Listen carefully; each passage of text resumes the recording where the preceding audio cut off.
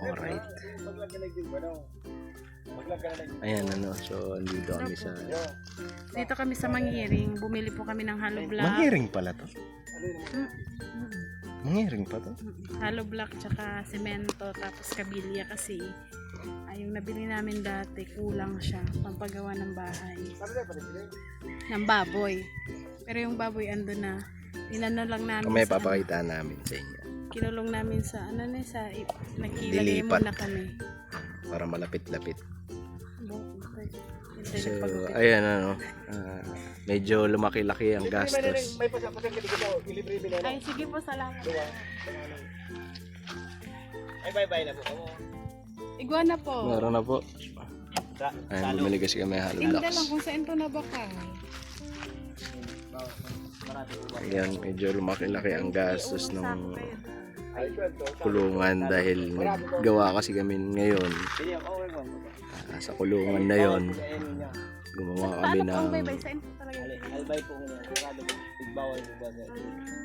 kami ng deposit.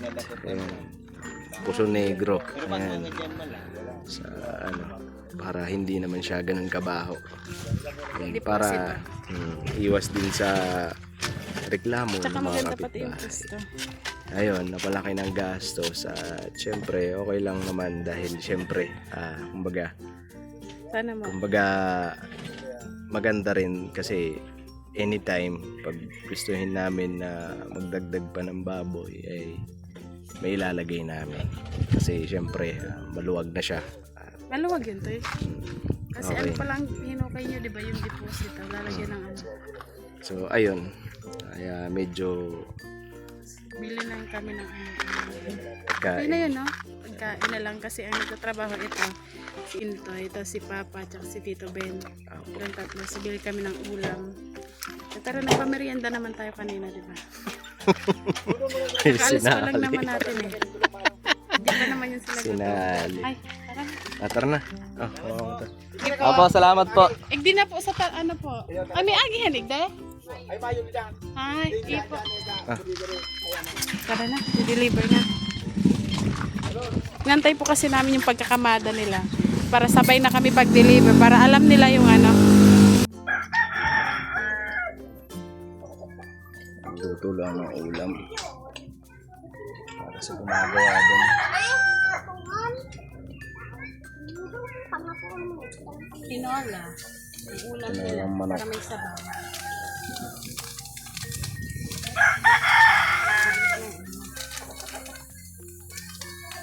Yung ano pala, yung na-order namin, ayan na siya, pero may kulang pa. Yung semento tsaka bakal ata yun. Pero babalikan na pa. Dalawang balik. Sila din pa. Nag-extend kasi gumuho yung ano. Mahirap kasi pagkabuhangin. Pero gumuho.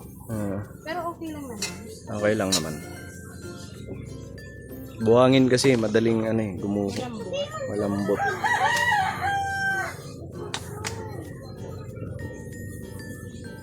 Ano, maaga pa naman para sa tanghalian.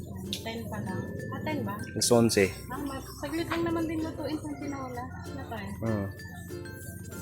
Saan yung gulay? Yung gulay. Sayote. Sayote. Sayotoy. Sayotoy? Sile. Saan yung isang sile? Yan, ito na yung in-order. Hollow blocks.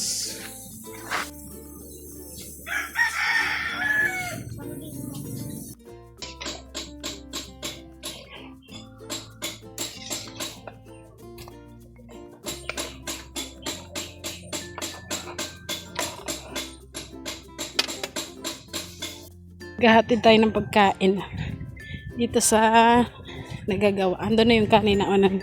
Ito naman yung ulam niluto ko.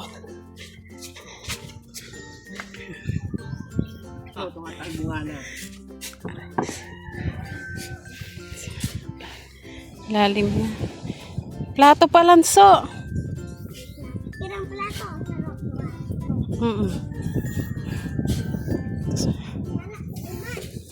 Kutsara papalan.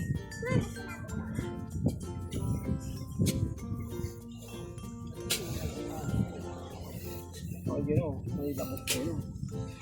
Gamot ko yun.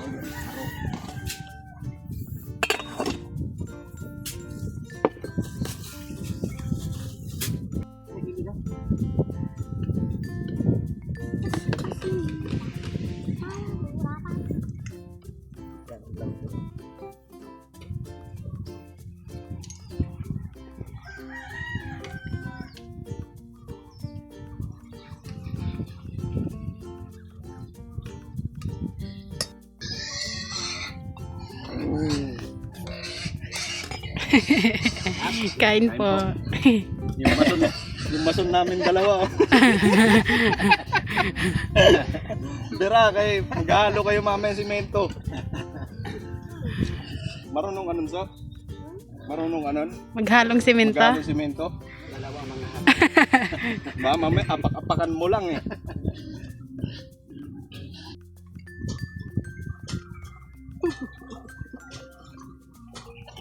Nahuli ka be? Ano pa? Tapos nagtipa kami yan. Si ate, meron doon.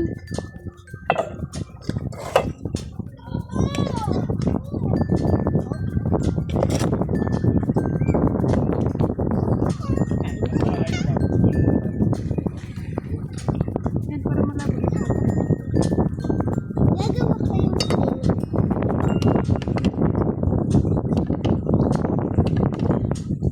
Bitahin niyo kung huli.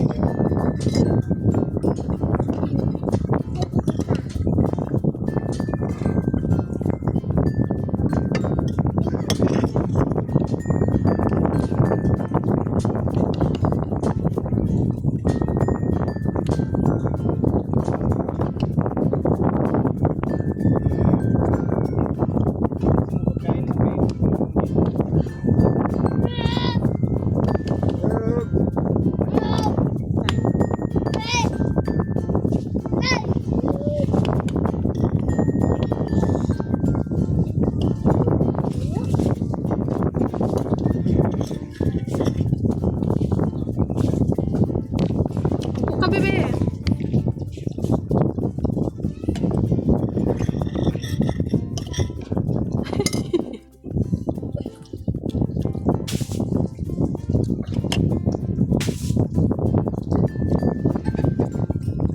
natingnan mo.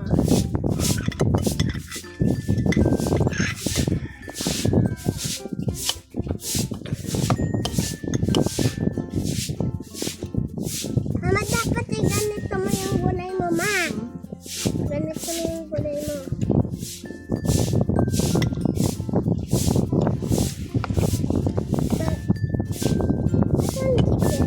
Mama, ano?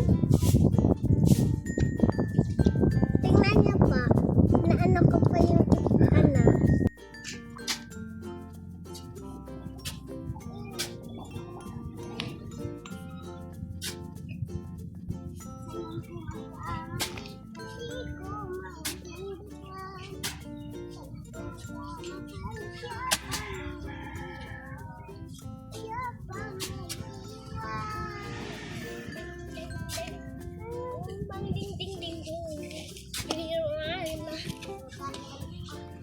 Nom, nom, nom, nom.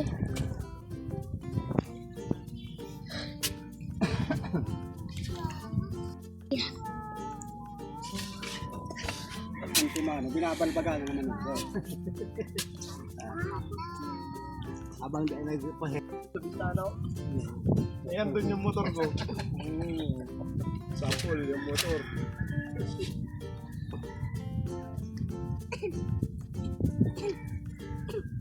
Pagka wala siyang mama, napapakali. Hindi maintindihan kung pupunta ng Marikina, mananati. Ano? Saan ka son? Hindi man.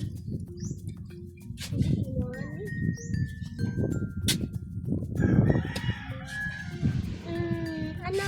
Ano tong ano mo balat ito, Ben? Mama! Kaliwiti. Repair na lang yan. Naputol na yan. Ano?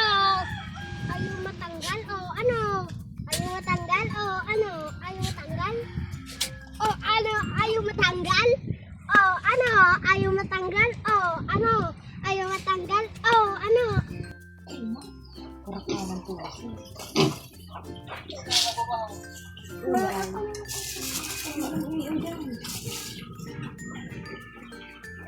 Sabi ni ano, buya, basa inda.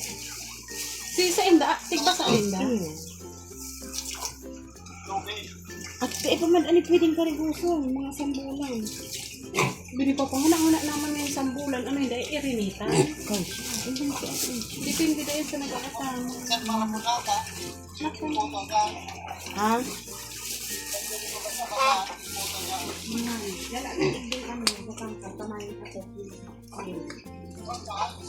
Nga na, ha? Na, nagagawan na. Ay. Sa pag-baby pa dati, papainom na yung sabi Yan yung yan yung painuman. Yan yung pampangkain. Hindi na naman ulit. Pasok ako. Pasok ako. Kain ka rin? Nak, kakain ka rin? Pasok ako. Wala ba ito? Kasi laki lang ba yung yuhan? Ma.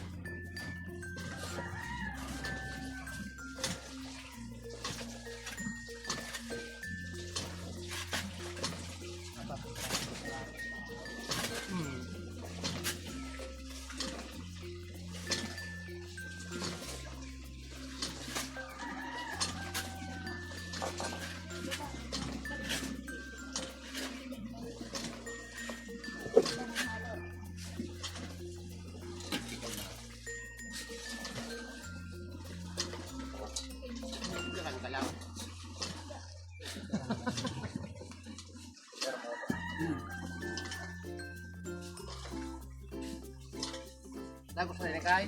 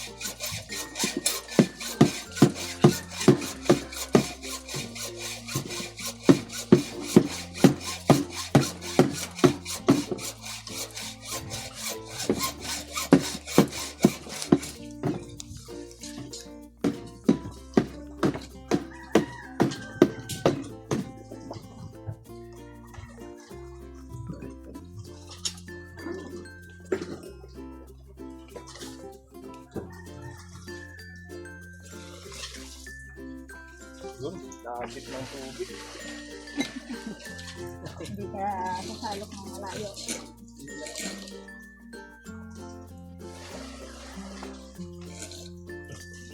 Malaki pa ang makina.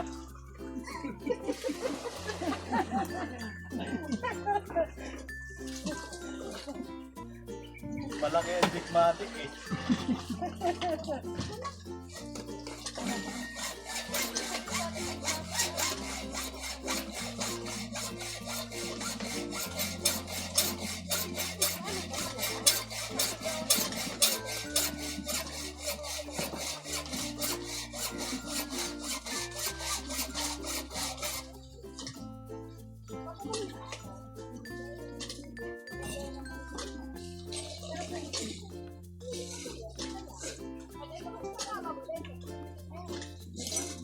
Parating lang.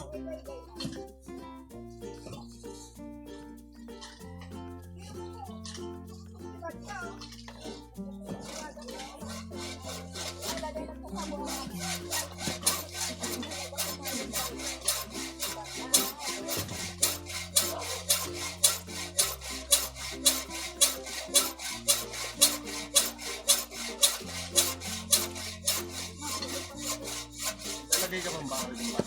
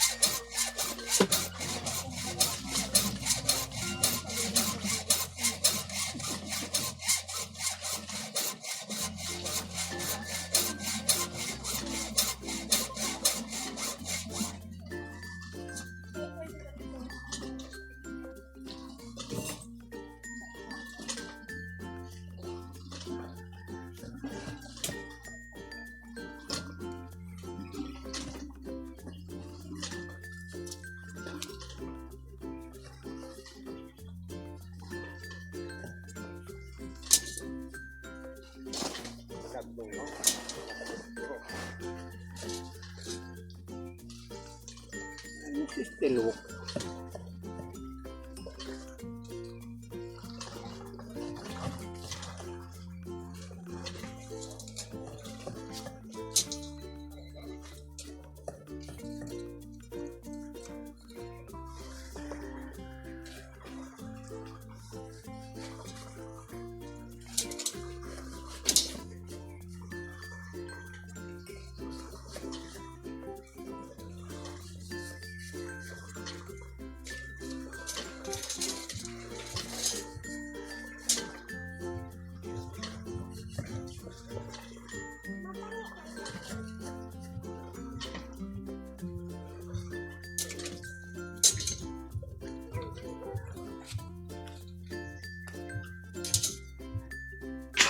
Go in, toy.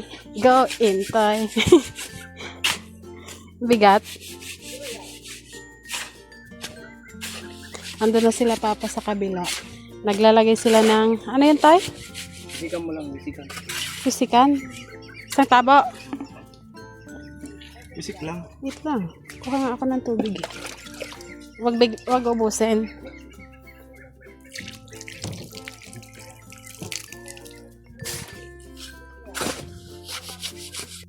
Upo muna ako dito.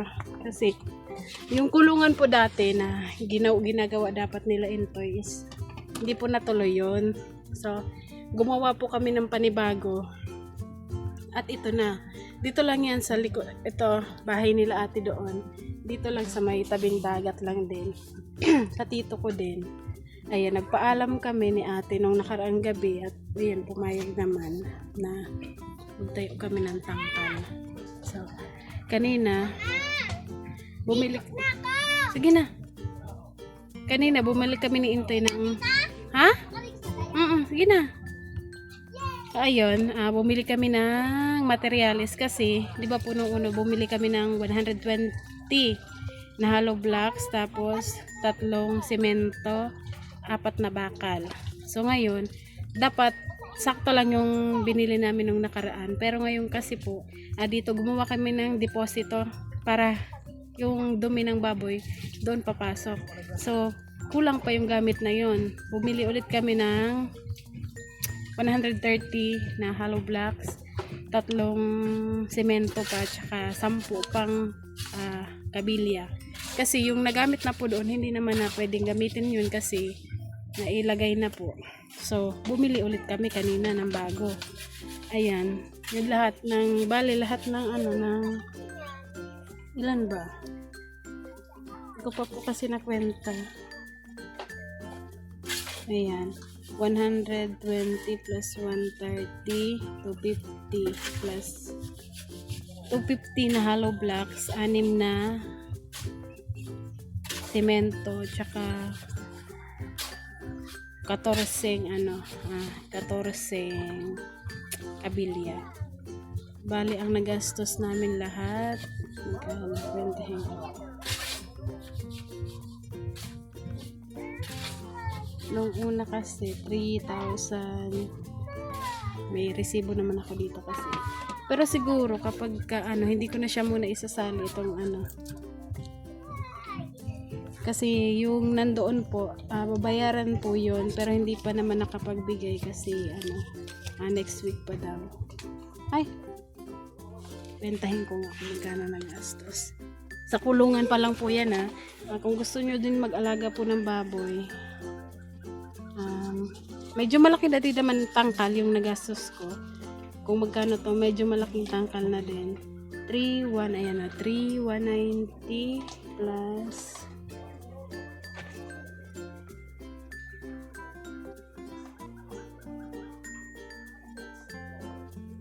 3,190 plus 3, bali 7,000 ang mahigit po yung nagastos namin ni Intoy para lang sa kulungan ng baboy. Yun lang po. Iba pa yung syempre pagkain dito sa gumagawa, bayad, ganyan. Hindi pa yung kasali sa kwenta. Sa lang po, materialis lang po itong 7,135. Ayan. So ayun, siguro wala naman ang kulang kasi nabili na po namin lahat. At estimate nito is 3 days, pero hindi pa siya, estimate lang po yun. At siguro mga 1 week or hindi pa, kapag tuyo na yung flooring na semento, pwede nilipat yung baboy. So ayan po, siguro hanggang dito lang muna yung vlog namin. At ayan, kasi maghahanap pa ako ng merienda, kung ano pwede na lang i-merienda. Bibili din pala ng yelo. Ayan, so ayan po, see you next vlog.